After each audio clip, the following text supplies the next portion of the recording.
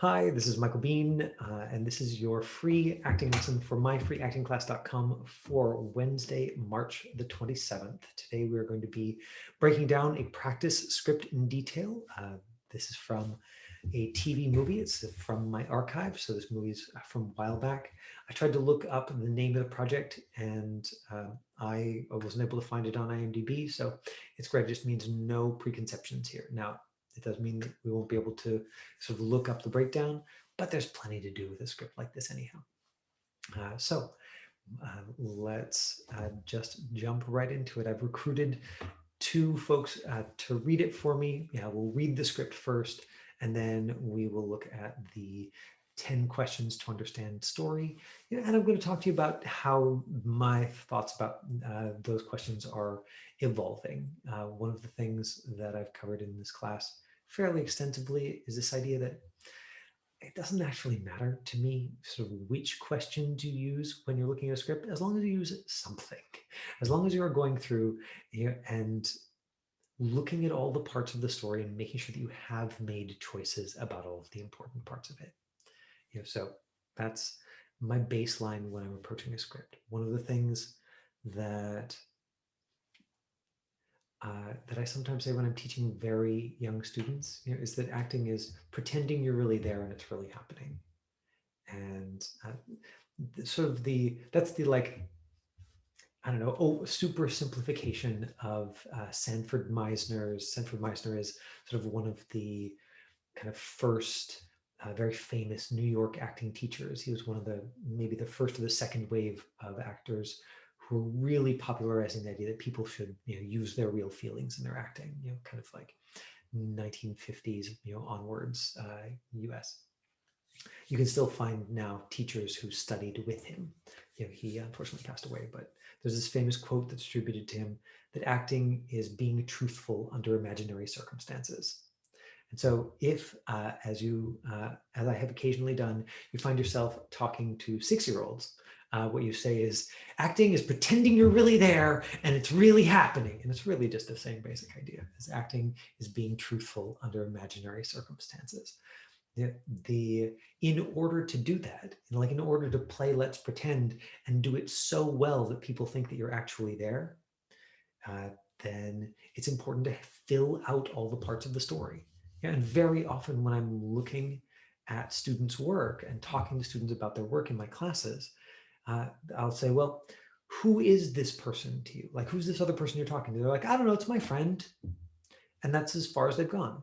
And it's not wrong. It's just so vague, that if I was telling you a story about my life and trying to like really get you excited about my story, and I was like, yeah, there's this person, they're my friend, and then I just sort of moved on with the story as though that gave you any information about what they were like as a person or how I felt about them, it's just not enough to tell a good story. So what I'm looking for in any of these kind of understanding story questions is just for you to fill out the things that sort of don't immediately come to mind. Now, every once in a while, and hopefully you've experienced this in your own practice, your own acting classes or reading scripts, every once in a while, hi, Janiqua, thanks for joining us.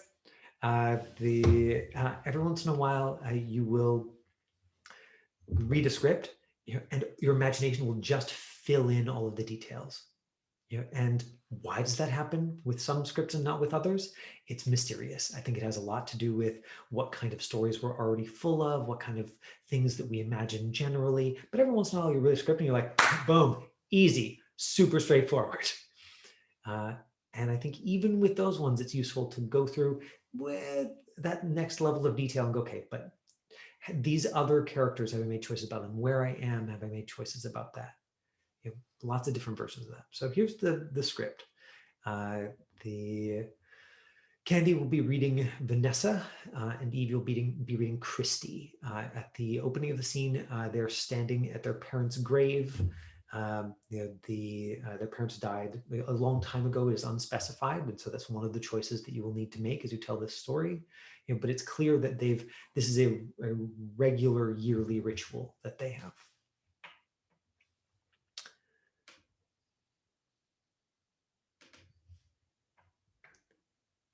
So I'm going to read the stage direction, yeah, and when we get to the dialogue, if Eve and Candy, you could unmute yourselves, then I would love to get you to read. So, uh, exterior cemetery day. What we've got here is not the page number, but is the scene number. Yeah, so omit, you can see that they've cut out a scene here. These little stars on the side, at least the last time anybody was telling me about it, is usually an indication that it's been revised.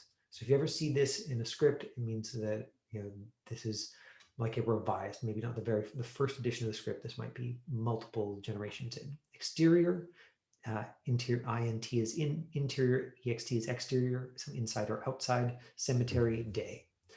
Flowers swing back and forth at the side of a young girl, Christy Westcott, 14, cute, clean cut. Now, if you are preparing the younger sister, you do not have to be 14. Remember that TV 14, they're often going to cast an actor who's in their early 20s to pretend to be 14, especially if they can find somebody who looks very young. 14, cute, clean cut, walks hand in hand with her sister Vanessa Locke across a rolling cemetery. Irregular rows of granite and rusted metal crosses stand at odd angles in the wet grass. Vanessa, 24, beautiful, conservative, takes the flowers and places them on a grave. We see the writing on the headstones. Insert. Peter Westcott, March 4th, 1947 to October 5th, 1996. Sarah Westcott, April 9th, 1953 to October 5th, 1996. Right, so one of the first pieces of information that we sort of mine out of the script is that the parents died on the same day, so we can presume that, that they died in an accident and not of natural causes and illness or something. And then Christy, with nervous energy, can't look at the grave. She watches the sunset on a mausoleum across the cemetery as Vanessa says a prayer. Now, this means that if you're playing Christy or Vanessa, you have your moment before, and we've talked in some detail about moment before and how important that is in a script. Basically, that you start telling the story before the dialogue starts. If you're Vanessa, you have your moment before written in. If you're Christy, you have your moment before written in. That's not always the case, but here, this one you get for free. Okay, thanks for waiting. You two, go ahead. Why do we celebrate them dying? We're not celebrating, we're honoring them. It's our responsibility. Mom and Dad don't even know that we're doing it. Vanessa gives her a look, then returns to her prayer. Right, so she's conservative, she's praying. This is going to have an influence probably on wardrobe, on how you set it up. Obviously somebody who is conservative is going to pray differently from somebody who is described as like hippie new age. There's going to be more prayer books in the first one, or and more crystals in the second one. But everything that you can mine out of this script is potentially useful for you in telling the story. Exterior cemetery entrance day. Christy and Vanessa walk to the car. Gray storm clouds gather, darkening the sky. Happy birthday. You too. Vanessa hands Christy a small jewelry box. They pause. I didn't get you anything. That's not shocking. Open it. Right, so they're written as 24 and 14, so 10 years apart. Christy hastily opens the box. Insert an intricate silver crucifix on a chain. But this is yours. Vanessa removes the chain and clasps it around Christy's neck. Mom gave it to me when I turned 14. Now I'm giving it to you. Christy smiles. They arrive at the car. An empty car seat sits in the back. Right, so this would indicate to me, that Vanessa's a parent, that she has a young child, and so something to think about maybe as you're sort of building Vanessa's character. Let me have the keys. Yeah, right. Dad let you drive when you were my age. Vanessa mulls this over. She reluctantly throws the keys. If we get pulled over, I'm telling the cops you kidnapped me. Right, so really fun. And if the character is actually 14, then Vanessa's sort of taking quite a risk by doing this. Christy's being very bold by asking this. Right now, Eve, if you were doing this and you were like, well, I don't think that I read 14 on camera, so I've still it just means that I've got my N or I've got my L, and so it's still a bold ask, but just on kind of a different level. If you're playing Vanessa, then taking this moment to think it over and decide is going to be important. One of the things that that I might do if I was playing Vanessa is write out my thoughts here, right? So on the script, Dad let you drive when you were my age. Like I would, she's written as conservative, but then there's this sort of playful relationship with Christy, or like maybe she wants to sort of make Christy feel good, and so there's this piece here, where we might say something like, or if I was doing the script, I might scribble into the margins here, no, not a chance. And then the don't make that face at me. Okay, fine. And none of that would get said out loud in the actual performance, but I might say that those in rehearsal as I was preparing the script. So if we have time, we can go back and look at the script again. I'm just going to quickly scan over it before we go on to the story questions, so you have that for reference, right? So all that we've got about Christy Westcott are cute and clean cut. Vanessa, we have that she's conservative. I think that when writers put non-specific descriptives talking about how attractive their characters are, that maybe you use that to influence wardrobe a little bit, but for the most part you just ignore those. Like it's like, yeah, it's on television, they want everybody to look pretty. Some of that is going to be lighting and makeup and wardrobe, and certainly it's not something that the actor needs to spend a bunch of time thinking about, right? They put that in there so the producer, the director, the people reading this can get some sense of it, but non-specific, especially non-specific adjectives like cute, beautiful, no idea of exactly what kind that is. To me, that says that the writer's a dude, and I might be wrong, but I'm probably right.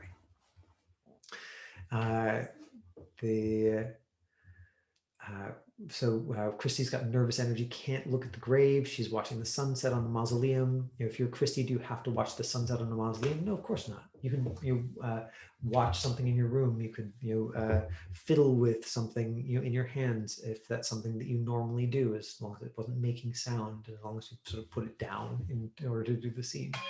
Right, but you can give yourself a excuse me for a moment.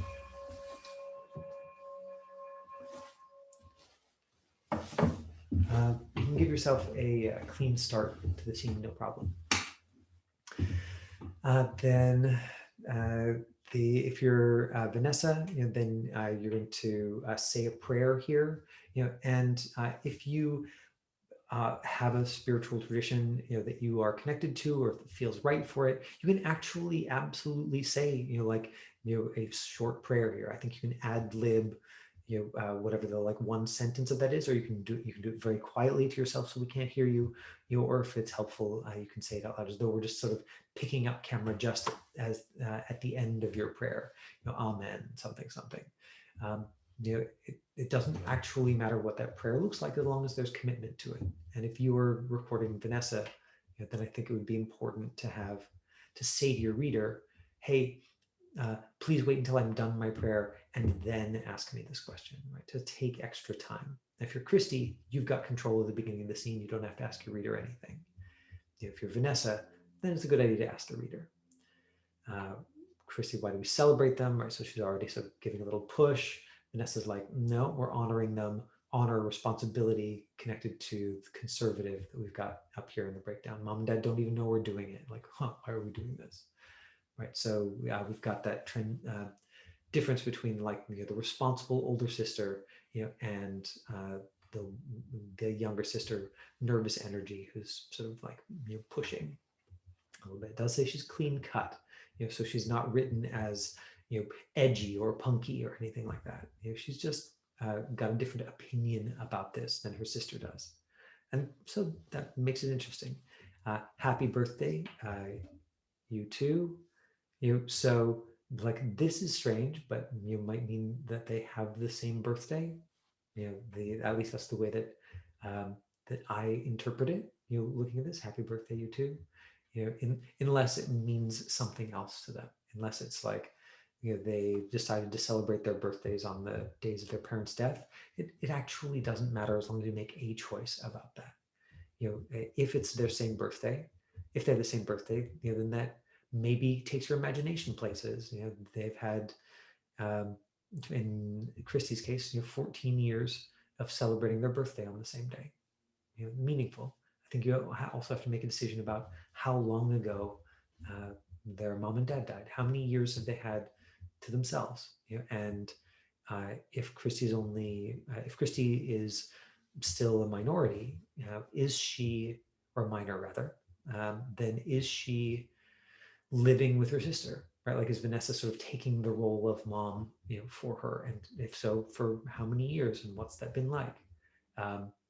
Just thinking into the story before we get into like, here are these detailed questions.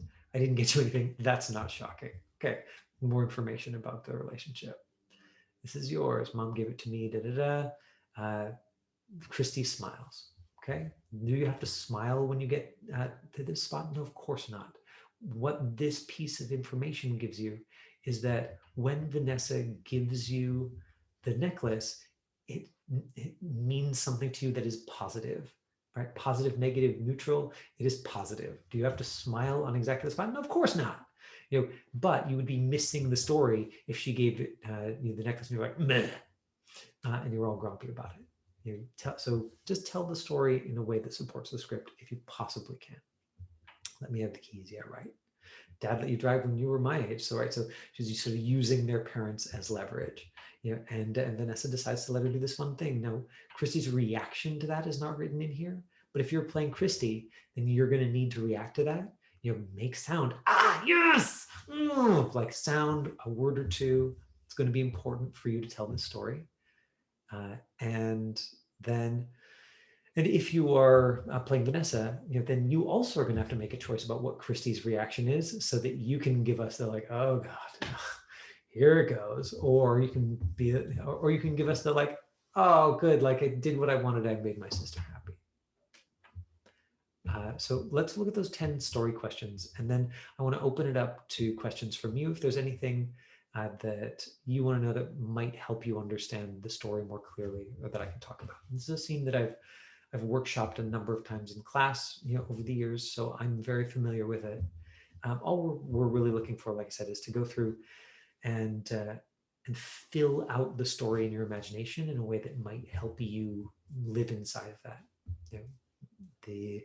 Live those imaginary circumstances in a truthful way, or pretend you're really there and it's really happening, depending on which language you are more drawn to. So let's look at, fiddlesticks. Okay. 1 second. There it is.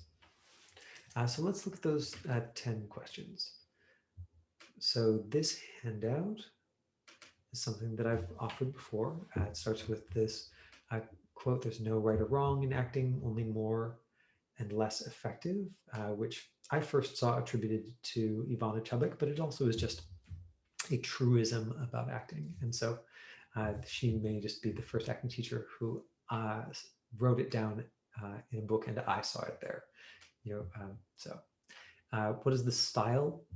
You might say TV movie is what this looks like to me. When it was being produced, it was called The Dark Within. But if you go on IMDb and look that up, you will not find two sisters. You're going to find a movie from 2019 about a guy with psychic powers. So probably that means that between when the script was written and then when it was shot, they changed the name. Now, if you want to do some careful sleuthing and find out what movie this actually is, all it would take you is sort of 15 minutes and Google. I have one student who is just like a master at this. And basically you just go on and you enter everything that you can from the script. So you would enter the parents' names and both of the kids' names and the title and crucifix, prayer, the cemetery, anything, until something pops up in those first 10 hits. You're like, aha, clue. Now, I did a couple of minutes of that before class. I still couldn't find it. So if you find it, then you'll be a better sleuth than me, or just at least a more determined one. And so if that excites you, by all means, come let us know next week. The writer's story, and this is where we just sort of you just sort of summarize in your own words, okay, here's the story that the writer gave me, you know, two sisters, parents are dead, they're at the cemetery. My story, you know, and this is where you choose the piece of the story, you know, again, without deviating from the script, that's alive for you as the character. So if you're playing Vanessa, you're like, my story is, you know, I'm trying to, you know, like be a good surrogate parent to my younger sister, you know, or my story is like, I'm trying, you know, to like make a connection with my estranged sister after the death of my parents, or, right, and each of those stories, of course, has this whole architecture of your choices about what happened in the scene. None, without having the script in front of us and without having all script, there is no way to know what the right one is, but whichever choice you make is going to take you into a different story. Arc, which is how the script changes from the beginning to the end, right? So it can be easy once you find something that's real or it feels real and feels connected to keep it on a straight line and to finish the scene and be like, oh, it's the same relationship, or it's exactly the same at the beginning as at the end. Whereas in this one, it's pretty straightforward. Like, I mean, in that you've got some arc built into the writing. You've got like praying, you know, if you're Vanessa, you're like praying and we're just being responsible, you know, to, okay, fine, here's the keys. You know, I'm gonna make my sister feel good, right? I'm gonna give her the necklace. I'm gonna make her feel good. So we've got, it starts here, it ends in a really different place. If you're Christy, you've got like, I'm nervous, this is weird, why do we do this? Meh, meh, meh, meh, meh. Slash, oh, my sister really loves me and cares about me. Okay, now I get the keys and I get to drive the car, yeah. So you've got arc built into it. Descriptive words already for Christy, we've got clean cut, but that leaves everything else, you know, completely up to you if you're sort of describing yourself. Descriptive words, you know, and if you're Vanessa, we've got conservative, but does that how Vanessa thinks of herself, or does she think of herself as responsible? You know, which is a line that she uses in the script. You know, so it's our responsibility, right? Especially if she's got an infant at home or a toddler, like a child that is young enough to use a car seat. Remember, there's the empty car seat in the stage direction. Then maybe that's important and meaningful information. I'm just seeing that my computer is going to die. Imagine hold music for 15 seconds.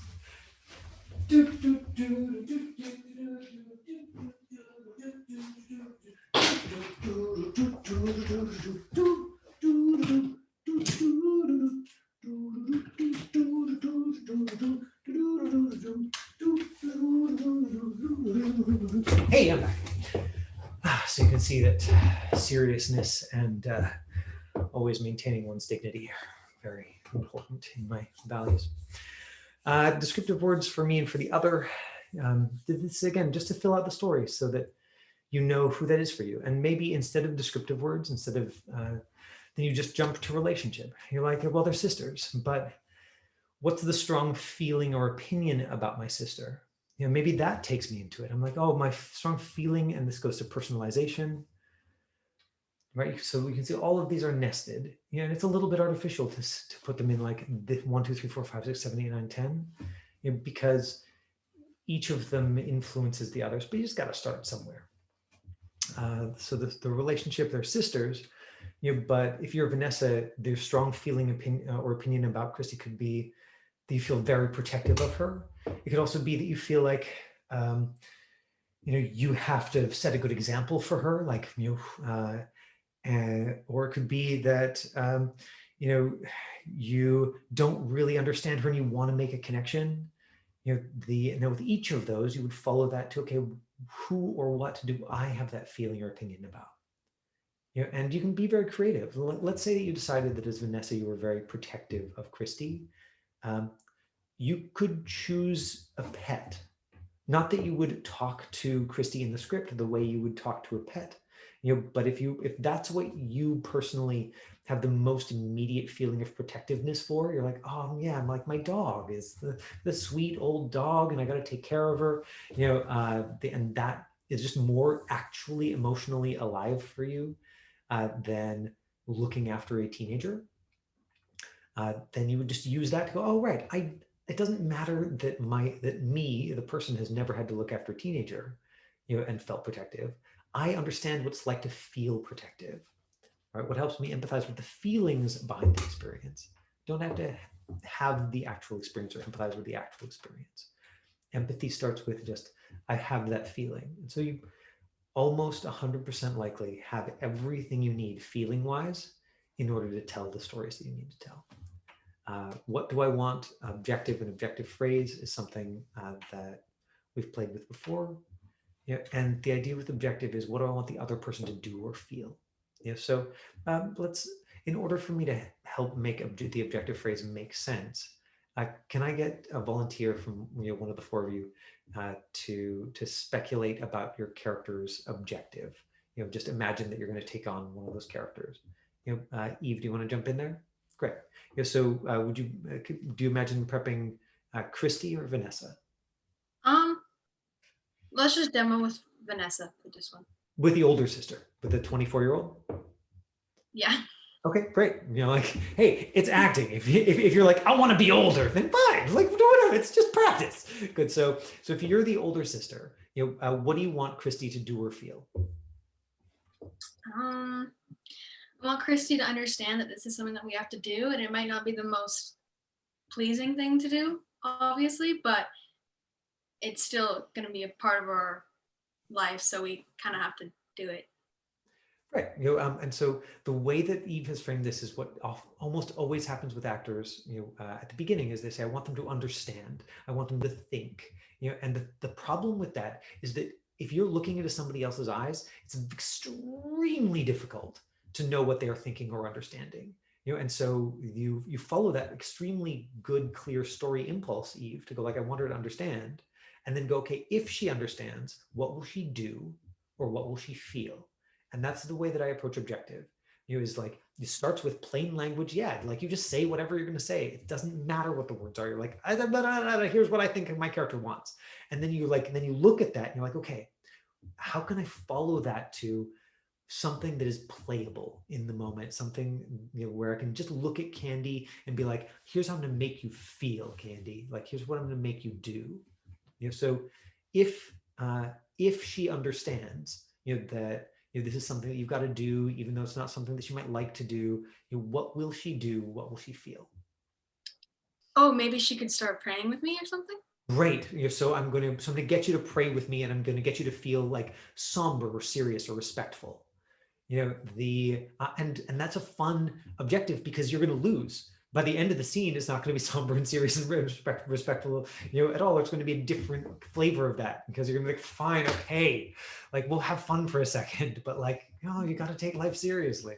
And maybe that gives you the responsible conservative version, right? So you can see that's just one option with this, and you could also, you could have a totally different version of Vanessa. Candy, do you want to jump in?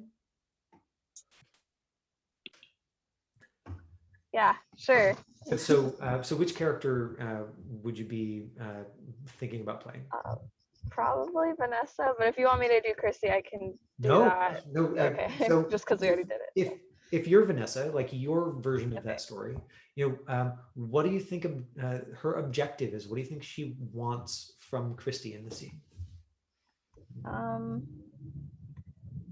Well, something that came to mind, I don't know if this is a good answer, but I noticed that there's actually a pretty big gap between the two of them, almost 10 years. Yes. So there's probably like that protectiveness over her.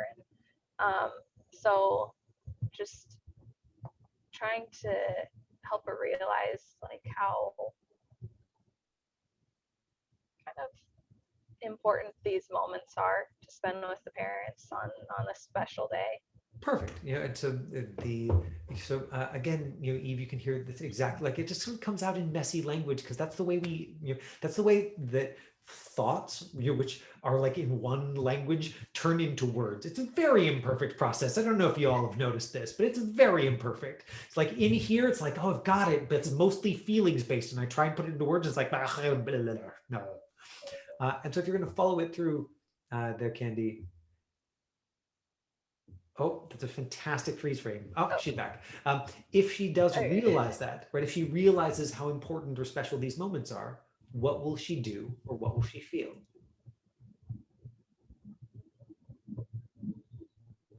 Right. So just see if you can put it into feeling language.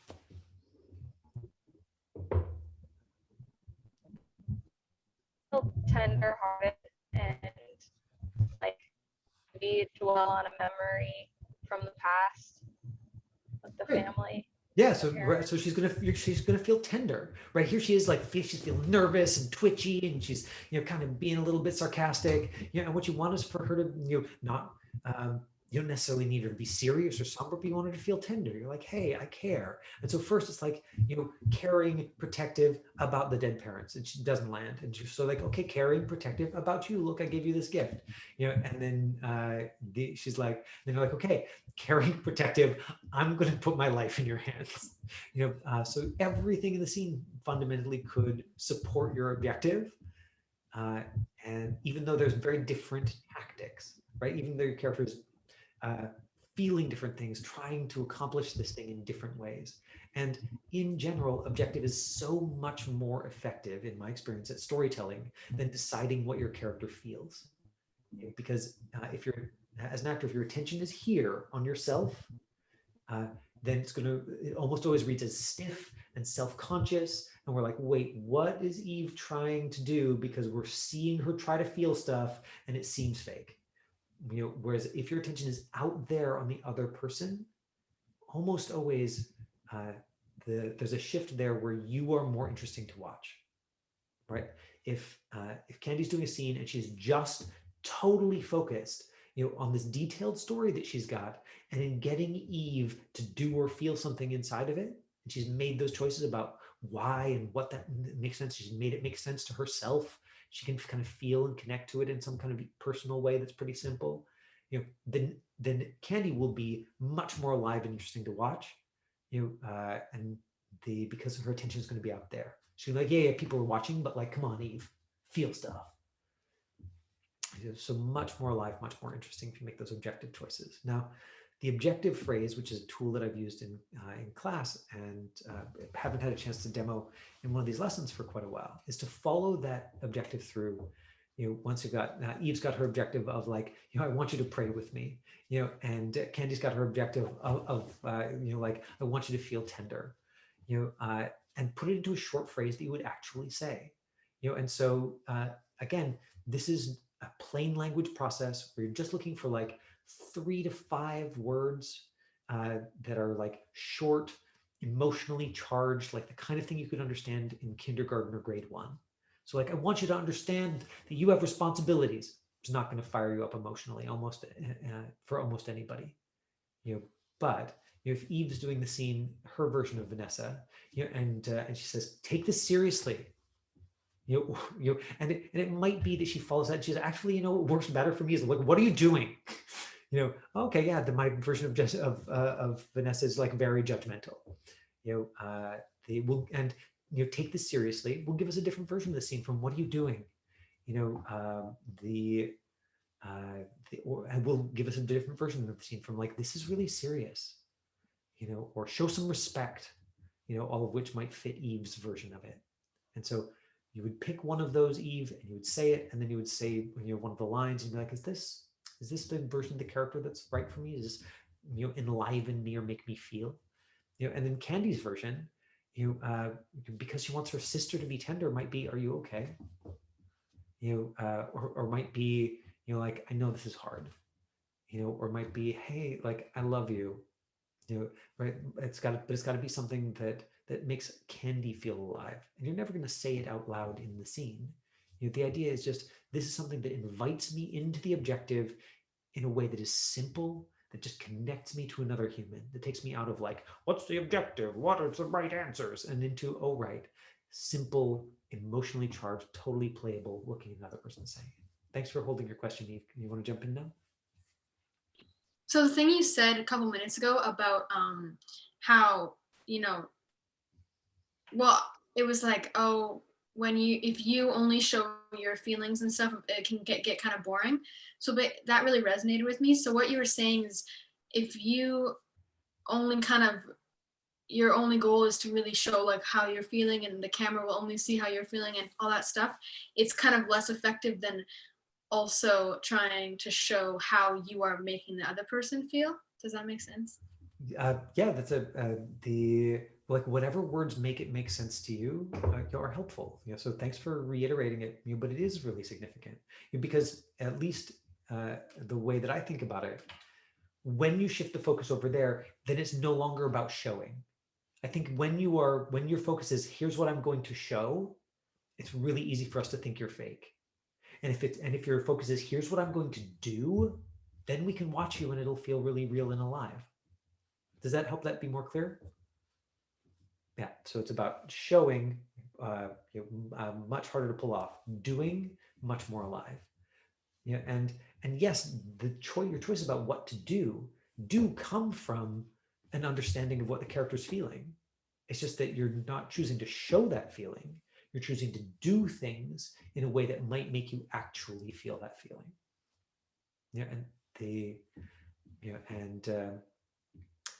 I wonder if anybody, if that's one of those things that you just have to experience before it really lands. It's so simple to say, but when it sort of lands in your work, then suddenly you're like, oh my God, it's about doing and not showing. And other actors will be like, yeah, of course, yeah, right, of course it is. But once you feel the shift in yourself, it's revelatory, or it can be. Okay, I've kept you a little bit over. Janiqua, Tehila, do either of you have questions before we wrap up today? If video is giving you issues, please feel free to put your questions in the chat window and I will answer them before we sign off. Okay. I have, the last thing that I should show you is that I put the script for today up here on the website. So if you go to myfreeactingclass.com and then you scroll down to Wednesdays, you will see this link here, March 24th practice script for next Tuesday. Click on that. It'll take you right to the script. Ta-da! Here it is. So then you will be able to download a copy of the script that we were practicing with today. And I hope that some of you choose to do it for next week's self-tape review because you've been doing such great work with the character lines. And I think that the next step is to invite in an actual scene. And my hope is that by breaking down the scene in detail, I will help you be more successful with that than you might be otherwise. All right. Thanks for your time, everybody. And I will see you next week. Ciao. Thank you. This My is pleasure. great.